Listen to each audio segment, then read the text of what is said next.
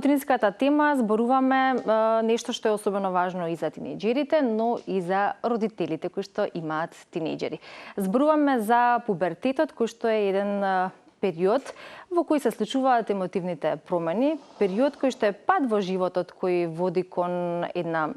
зрелост, но и исполнет со предизвици, како за тинејџерите, така и за родителите. Кои се предизвиците со кои што се соочуваат, како тоа да се олесни и како да биде правилниот пристап на родителите кон своите деца тинејџери и доколку сакаат да ги дознаат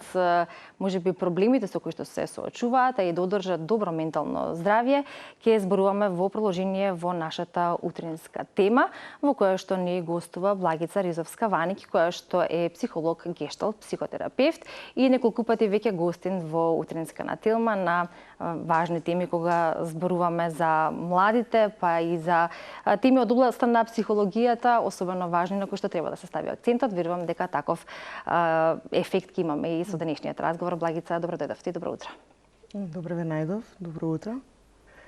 Зборуваме на тема која што е од ваш домен. Вие сте обкружени со млади, со студенти, со личности кои што се наоѓаат во еден период во животот каде што треба да донесуваат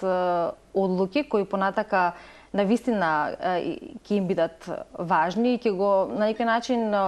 ќе одредат насоката во нивниот живот, а од друга страна можеби не се чувствуваат доволно зрели и од тука се автоматски несигурни. Најчесто прашање од родителите во овој период е како да им се помогне на децата и тинејџерите во овој период во кој што се доживуваат промени, а особено емотивните промени кои што се случуваат. Така. Веќе спомена во најавата дека периодот на адолесценција е еден транзиторен период во кој што се менува буквално све, почнувајќи од организмичките промени, начинот на кој што работите се перцепираат, начинот на кој што се размислува, начинот на кој што се доживуваат работите, како и однесувањето на адолесцентите. Така да во самиот овој период е многу значено да се остави простор на младата индивидуа да премине од таа фаза на дете во фаза на возрасен,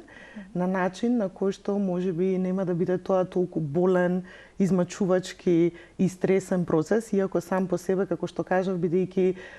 овие промени се случуваат на секој ниво, може да предизвика бурни реакции или неочекувани моменти или изненадувања, бидејќи можеби за прв пат детето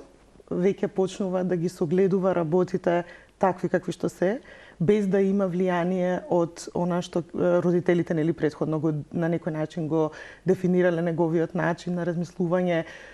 опишувале што е она што го гледаш, што е она што го слушаш, што е она што го разбираш и така натаму. Сега за прв пат оваа млада индивидуа се соочува со оној предизвик да разбере дека може и самата тоа да го направи и во исто време можеби она што го гледа или она со што се соочува не е она што претходно и било кажано. Значи не е баш така како што е представено, туку за прв пат има прилика да го спознае семејството, да ги запознае своите родители, да види дека и тие се само луѓе кои што имаат и своји силни страни и слаби страни, во исто време на ист начин да ги запознае и своите наставници, да започне да воспоставува врски со своите врсници кои што освен пријателски, значи стануваат и на некој начин луѓе со кои што се овозможуваат да се преиспитуваат размислувањето што ги имаат, да направат споредби, да се идентификуваат, да изберат што е за нив соодветно, а што не е. Така да врсниците стануваат сега многу поважни во дефинирањето на начинот на размислување, например, од самата семејна средина. И сето ова би требало да се спроведе во една околина во која што тинејџерот би имал прилика да остане и поврзан со своите родители, да чувствува припадност кон своето семејство и кон оние вредности, традиции, сите оние на некој начин позитивни пораки што ги добива од семејството, но во исто време да направи диференцијација, тоест да има простор да се идентификува во контекст на што е моја, што е на родителите, кој сум јас, која е таа моја слобода да да се представам пред светот на начин на кој што сакам, да изберам како ќе се облекувам, да изберам што е на што ќе го истражувам повеќе, да изберам кои се моите интереси, да изберам со кого се дружам и така натаму. Предизвикот за родителите е да овозможат баланс помеѓу поврзувањето и во исто време диференцијацијата, која што за многу родители е многу голем предизвик, бидејќи побарува и од родителите на некој начин да се менуваат или да се адаптираат на сите овие ново настанати ситуации. При тоа некогаш треба да отстапат од своите верувања кои што се на некој начин долготрајно кај нив и да креираат можеби некоја нова слика, при тоа изучувајќи ги новите трендови, новиот начин на размислување. Нормално дека се различни генерации кои што имаат различни искуства, што за многу родители е предизвик и на некој начин остануваат и самите тие заглавени во тоа или да се инсистира на преголема поврзаност, тоест да бидиш тоа што ќе ти кажам. Значи се инсистира на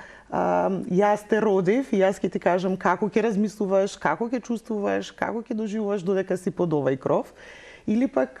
се случува преголема диференцијација во смисла на тоа да родителите делуваат како да не знаат како да пристапат, некако се изолирани и отсутни или се презафатени со нивните лични животи и на некој начин го доживуваат овој адолесцентски период како напор и проблем нели за самите нив. Да, со кој што треба да се соочат. Што од друга страна нели адолесцентот може да го доживее како на некој начин незрелост, неподготвеност, дури и отфрлање и прерано да порасне, да кажам. Значи постои и едното и другото. Постојат и семејства каде што е доминантно инсистирањето да се остане во рамките на семејството. Тука е инсистирањето на родителите повеќе да бидат пријатели со адолесцентите отколку родители, што исто така е би рекла малку несоодветен пристап во смисла на тоа дека токму во овој период на овие млади индивидуи им се потребни родители, бидејќи пријателите ќе ги стекнат, како што кажа, во таа врсничка група. Како и да е, некои од родителите инсистираат, особено во проблематични, би рекла, дисфункционални семејства, каде што можеби има нарушени односи во бракот или каде што можеби еден од родителите има одредена депресивна симптоматологија или му е потребна помош и поддршка, да го задржи нели младиот човек во рамките на семејството под изговор дека е потребен да биде тука за на некој начин да го спаси родителот. Го имаме и обратното, каде што доколку се покаже незаинтересираност или немање на јасни граници и кажување на кои се тие очекувања во рамките на однесувањето, не во смисла на што ти чувствуваш, што ти доживуваш, што е твојот начин на размислување. Значи не се мешаме во тој личен простор, него повеќе се потенцира кои се границите во рамките на очекувањата, однесувањето, за да се има припадност во таа средина. Значи, доколку се нема интерес од страна на родителот да ги воспостави овие граници, адолесцентот може и прерано да го напушти нели семејниот дом или да избере друг начин на живот или пак друга околина каде што ќе се чувствува прифатен. Да, постојат различни примери од сите овие ситуации кои што вие ги споминавте и од страна на родителите, нивното однесување и пристапот во нели тој пубертетски дел од животот на нивните деца, но и од страна на тинеџерите кои што тоа го доживуваат и чувствуваат на различен начин, особено кога им се менува перцепцијата во тој период од животот. Точно е дека родителите треба да бидат можеби и да се научат во тој период на флексибилност, на компромиси, можеби на запознавање на друга страна на своето дете со оглед на однесувањата и промените кои што се чувствуваат, но ако детето го гледа родителот дека не знае да се снајде во таа ситуација, автоматски ја чувствува неговата несигурност. И дополнително ако и тоа чувствува несигурност од тоа кое што не му се случува и внатрешно или емотивно, се намалува самодовербата или самодовербата веќе се доведува во прашање. Тоа е една честа појава во овие години, а ако се наруши самодовербата и ако имаме ниска самодоверба, од тука може да излезат и многу други нели да речеме последици или недолични однесувања кои што па го нарушуваат и менталното здравје. Тоа е едно со друго поврзано. А со тоа реално е дека во денешно време многу млади имаат проблем или е предизвикева. Така, едно со друго е поврзано. Значи, во контекст на вреднувањето на себе си или таа самодоверба повторно е во релација со околината или во, како што кажав, балансот во поврзувањето и диференцијацијата со тоа што доколку младата индивидуа нели во овие односи е постојано критикувана, што има различни ставови, доживувања и перцепции од семејството и при тоа се инсистира да биде како што и е кажано, најчесто се појавува чувството на срам и доживување дека сум црната овца во семејството или некој кој што тука не е разбран, не е прифатен и е континуирано отфрлен. И во исто време, доколку направам нешто што сакам, нели со моите врсници или во околината каде што учам и воспоставувам контакти, значи тоа се доживува па тука чувство на вина дека го нарушувам она што ми е наметнато од дома. Така да младите индивидуи кога немаат самодоверба се измеѓу овие две чувства, би рекла. Значи или се срамам што не умеам да одговорам на очекувањата на моите родители за да бидам поврзан со нив, или пак ако направам нешто по мое, значи се јавува чувството на вина, па дури ако не направам, тогаш не се застапувам себе си или не се борам за себе. Значи може да се различни варијанти нели во што се видливи кај младата индивидуа, така да ова доведува до тоа да што и да направиме погрешно. Да немаат сигурност и одлучност. Да нема сигурност и одлучност, со што се намалува и тоа чувство на самодоверба, бидејќи она што ни го прави околината, ние го интернализираме и си го правиме на себе. Значи, околината ме отфрла континуирано и при тоа немам простор да се изразам, значи после тоа јас се отфрлам себе. Дури и во ситуации каде што можеби околината ми овозможува и да воспоставам релации, да бидам вреднувана и да бидам почитувана, значи повторно тој внатрешен глас на се што правеше погрешно е присутен. Во сите области, значи ова ако не се разреши во оваа фаза, се провлекува и кај многу возрастни, значи истиот начин на функционирање е присутен и во релациите со партнерите, и во релациите понатаму со нивните деца, така да има и трансгенерацијски пренос во однос на овие модели на однесување и исправување и многу често викаме дека доколку некој човек не работи на своето самоосвестување, на несвесен начин ќе ги пренесе или моделите што се идентични на неговите родители, или ќе го избере сосема спротивното. Значи, од една крајност во друга, или со едното дете ќе биде премногу поврзан и ќе вика ова е супер дете, нели? Затоа што тоа се критериумите на семејниот систем во кој што тој родител растел, а со другото ќе биде па премногу дистанциран. Значи некогаш и меѓу децата ги имаме овие поларитети, значи ако се две деца, со едното се оди во едната крајност, со другото се оди во другата крајност, што исто така предизвикува револт, предизвикува пребрзо растење на едното дете или пребрзо одвојување на другото дете или пак предолго нерастење, би рекла во смисла на некои деца остануваат предолго, значи до 30 до 35 години нели во тој семеен систем, пред се затоа што нели немале прилика да направат нешто сами, да превземат одговорност, друг им ги пишувал домашните задачи, друг им наоѓал работа, друг ги покривал сите нивни нели финансиски потреби, така да и немаат потенцијали, развиени потенцијали нели за да направат диференцијација, да превземат одговорност, да пораснат, да созреат и така натаму. Дури да помислат да направат такво ништо, се чувствуваат несигурни дека ќе го направат вистинскиот избор или ќе донесат вистинската одлука како што споменавме. Токму тоа кое што ја прави таа несигурност. Но ако зборуваме нешто што е на средина помеѓу едната и другата крајност, тоа е балансот кој што го споменавте вие на почетокот, многу родители се обидуваат да го направат балансот, секој на свој начин како знае и уме и најчесто тука се прашуваат како да му пристапат на своето дете, да дознаат одредени работи кои што ги интересираат, особено ако нивното дете во тој период се повлече, а знаеме дека и тоа е една чиста ситуација, да дознаат некои работи, а да не ја нарушат приватноста. Секако е дека родителите се љубопитни доколку ја почувствуваат и ја забележат таа промена кај децата. Дали постои вистински пристап или веројатно родителски индивидуален се разбира, но како тоа да се направи, да се одржи балансот, а да не се наруши приватноста, која што пак на тинеџерите им е особено важна. Така. Како што спомнав, многу е важно да се направи разлика дека нашето дете е различна индивидуа од нас, нели, зборуваме од улога на родител,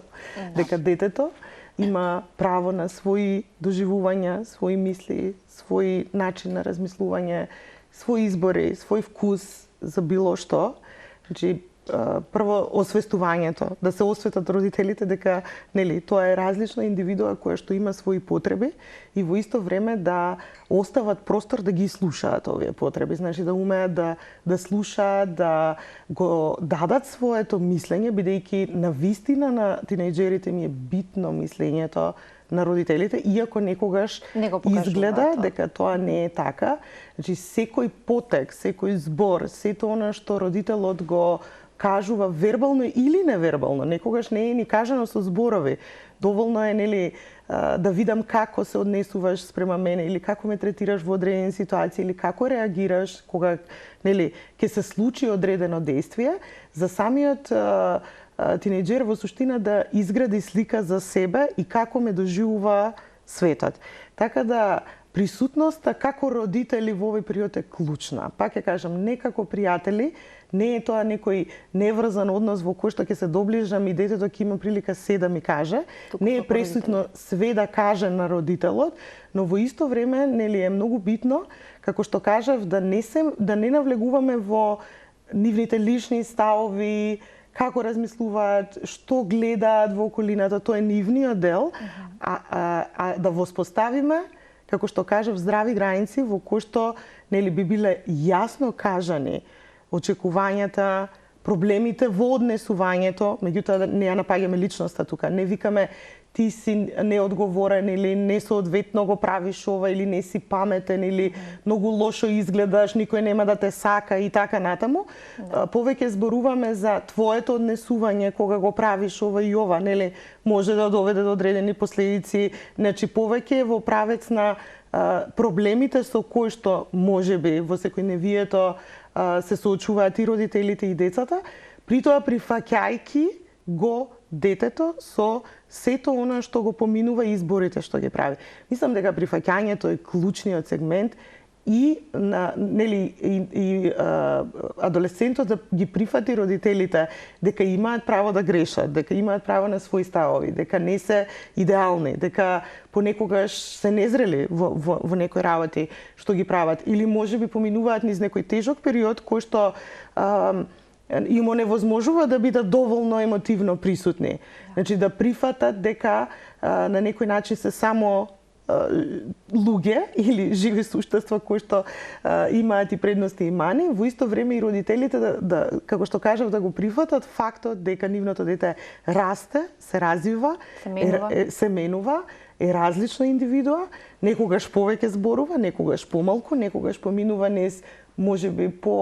поголем период на страдање, болка и нејаснотија, во исто време нели поминува и низ периоди во кои што расте, се развива, има прилика да созре и да направи свој избор и да превземе одговорност. Да. Родителството е една од најбавите улоги, но и секој родител има најтешката задача, особено предизвиците со кои што се соочува во овој период од животот на децата или пубертетот, како и тинејџерите, секогаш веројатно прашално и за Совет Плюс потребен, кој веројатно го добиваат од вас и вашите колеги и сите вие кои што работите на ова поле. Верувам дека со денешниот разговор придонесовме, иако ова е голема и широка тема, придонесовме да ете малку на некои можеби прашања да одговориме. Верувам во следна прилика со нова тема се гледаме повторно. Благица, ви благодарам за вашето време и за вашето потврдно и позитивно обраќање секогаш на нашата покана. Ви благодарам за поканата.